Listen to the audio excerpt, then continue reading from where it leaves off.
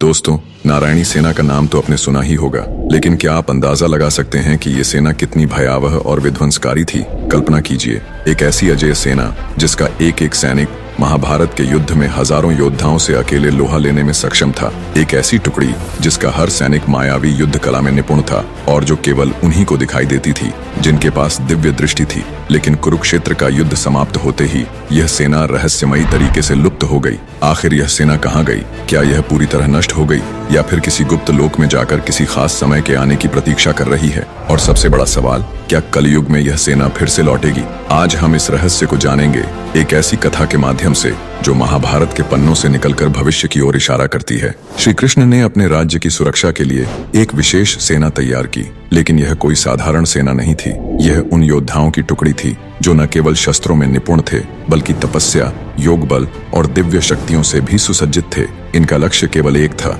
श्री कृष्ण की आज्ञा का पालन करना, बिना कोई सवाल पूछे, बिना कोई संदेह किए। इन योद्धाओं को विशेष युद्ध कला सिखाई गई, दिव्यास्त्रों का ज्ञान, शत्रु के मन को भेदने की क्षमता और अदृश्य होकर युद्ध करने की कला। ऐसी अद्वितीय सेना को नारायणी सेना कहा गया, क्योंकि यह नारायण यानी भगवान श्री कृष्ण की कृपा से संचालित थी। जब महाभारत का युद्ध तय हो गया तो दोनों पक्षों को अपनी सेनाएं जुटानी थीं। दुर्योधन और अर्जुन दोनों सहायता मांगने के लिए द्वारका पहुंचे, लेकिन जब वे श्री कृष्ण के पास पहुंचे तो कृष्ण विश्राम कर रहे थे। जब श्री कृष्ण जागे तो दोनों ने श्री कृष्ण को अपनी तरफ से युद्ध लड़ने को कहा। यह सुनकर कृष्ण ने कहा, मैं तो किसी एक के ही साथ हो सकता हूँ। अब उन्होंने दोनों को एक कठिन चुनाव दिया। उन्होंने कहा, एक ओर मैं स्वयं हूँ, लेकिन मैं इस युद्ध में कोई शस्त्र नहीं उठाऊंगा, और दूसरी ओर है मेरी नारायणी सेना जो अजेय और अपराजेय है। दुर्योधन नारायणी सेना की शक्ति को अच्छे से जानता था।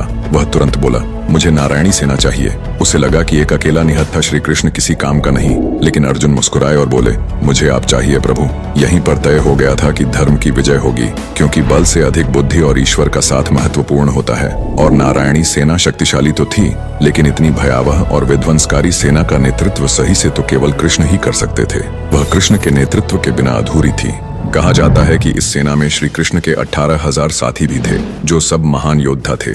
महाभारत युद्ध में नारायणी सेना कौरवों की ओर से लड़ी। इनके योद्धा अद्वितीय थे। वे मायावी अस्त्रों का प्रयोग कर सकते थे, शत्रु की मानसिकता को प्रभावित कर सकते थे और इतना अनुशासित युद्ध करते थे कि इन्हें हराना असंभव लगता था। भीम, सात्यकी और अर्जुन ने मिलकर इनका घोर संहार किया, लेकिन फिर भी यह सेना अपनी आखिरी सांस तक लड़ी। लेकिन दोस्तों, असली रहस्य तो इसके बाद शुरू हुआ। युद्ध के बाद यह सेना कहाँ गई? महाभारत युद्ध समाप्त हुआ, श्री कृष्ण द्वारका लौट गए, लेकिन युद्ध में बची हुई नारायणी सेना का कोई नामो निशान नहीं था। क्या वे युद्ध में पूरी तरह समाप्त हो गए थे? नहीं। कुछ ऋषियों और योगियों का मानना है कि श्री कृष्ण ने अपनी योग माया से इस सेना को एक गुप्त लोक में भेज दिया। कहा जाता है कि नारायणी सेना आज भी कहीं अस्तित्व में है, लेकिन यह केवल उन्हीं को दिखाई देती है जिनकी आत्मा शुद्ध और दृष्टि दिव्य होती है। कुछ लोग कहते हैं कि यह सेना गोलोक चली गई, जहाँ यह श्री कृष्ण के आदेश की प्रतीक्षा कर रही है। कुछ तांत्रिक ग्रंथों में लिखा है कि यह सेना एक अलग आयाम में जाकर तपस्या कर रही है, और जब कलयुग में अधर्म चरम पर पहुंचेगा तब यह पुनः प्रकट होगी। नारायणी सेना की रहस्यमयी शक्तियां। इस सेना के बारे में कहा जाता है कि इनके पास सामान्य योद्धाओं से अलग शक्तियां थीं। ये दिव्य दृष्टि वालों को ही दिखाई देती थी।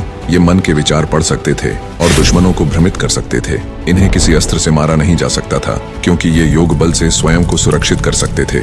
महाभारत के बाद कई साधकों ने नारायणी सेना के अस्तित्व का दावा किया। कई तांत्रिक ग्रंथों में इस सेना के पुनः प्रकट होने की भविष्यवाणी भी की गई है। क्या कलयुग में नारायणी सेना लौटेगी? दोस्तों, अब सबसे बड़ा सवाल, क्या यह सेना कलयुग में फिर से प्रकट होगी? कल की पुराण के अनुसार जब अधर्म अपनी चरम सीमा पर होगा, तब भगवान विष्णु का अंतिम अवतार, कल की अवतार, इस धरती पर प्रकट होंगे और तब एक महान युद्ध होगा। कुछ ऋषियों का मानना है कि नारायणी सेना इसी युद्ध के लिए पुनः जागृत होगी। संभावना यह भी है कि यह सेना किसी गुप्त स्थान पर छिपी हो, और जब समय आएगा तब यह फिर से प्रकट होगी। अब सवाल यह है, क्या यह केवल एक पौराणिक कथा है या फिर सच में कहीं न कहीं नारायणी सेना इस दुनिया में मौजूद है? निष्कर्ष, क्या यह सिर्फ एक मिथक है या एक सच? दोस्तों, यह सवाल आज भी अनसुलझा है। कुछ लोग इसे महज एक धार्मिक कथा मानते हैं, जबकि कुछ का विश्वास है कि जब सही समय आएगा तब यह सेना फिर से प्रकट होगी। क्या आपको लगता है कि नारायणी सेना आज भी कहीं न कहीं अस्तित्व में है, या यह सिर्फ एक अद्भुत पौराणिक कथा है?